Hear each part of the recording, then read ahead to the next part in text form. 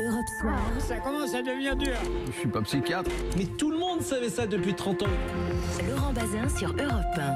18h24, c'est l'heure du zapping radio-télé de Victor Delande. Bonsoir Victor. Bonsoir Laurent, bonsoir à tous. On commence avec une cérémonie qui fait beaucoup de bruit aux États-Unis. On parle pas des Oscars là. Non, en plein débat sur les armes à feu après la fusillade de Parkland, une église de Pennsylvanie a organisé une réunion pour faire baptiser les fusils d'assaut. Vous ne rêvez pas, l'église du sanctuaire est une secte qui vénère les armes à feu. Les images ont été diffusées ce matin sur CNN. On voit des fidèles avec des couronnes de balles autour de la tête et voici ce que dit le responsable de cette église. Pour être une personne juste, il n'y a pas que les mots. Je ne vais pas seulement prêcher la vérité, mais je dois aussi être capable de protéger ma famille et ma communauté. Et je ne pense pas qu'il y ait quelque chose de mal à utiliser un fusil AR-15 pour ça.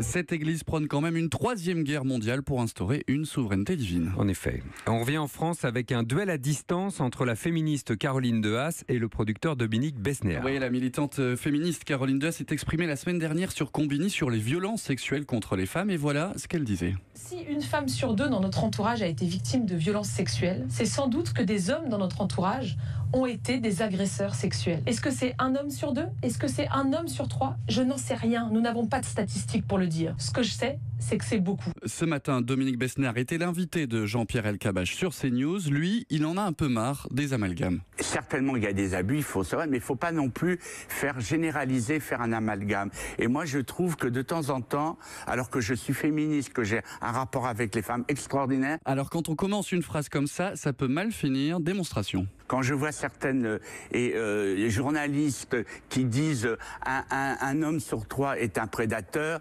Caroline Dehaas, là, moi j'ai envie de la gifler. Alors vous allez me dire, c'est pas le mot qu'on doit dire quand on aime les femmes. Que vous soyez pas le seul. Torrent de réactions indignées depuis ce matin et selon l'Express et France Info qui ont contacté Caroline Dehaas, elle entend porter plainte contre Dominique Besnéard. On va laisser donc la plainte suivre son cours. Exactement. La 43e cérémonie des Césars avec déjà un prix qui fait débat. Oui, le prix du public qui sera remis ce soir à Danny Boone. Le prix du public est remis au film qui a fait le plus d'entrées, Red Dingue en l'occurrence l'année dernière.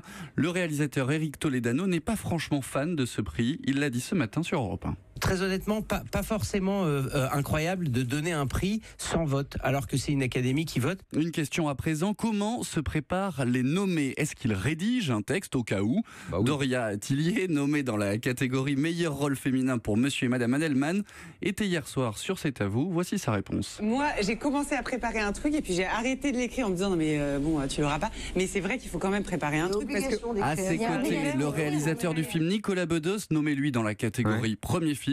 Lui, il va y aller, la fleur au fusil. J'ai rien fait encore. Je sais que c'est pas du tout de la fausse modestie, je sais que je l'aurai pas. Alors si là, on va quand même découvrir ses talents d'improvisation. Oui, on va faire attention. Ouais. Très attention, ça peut nourrir du zapping.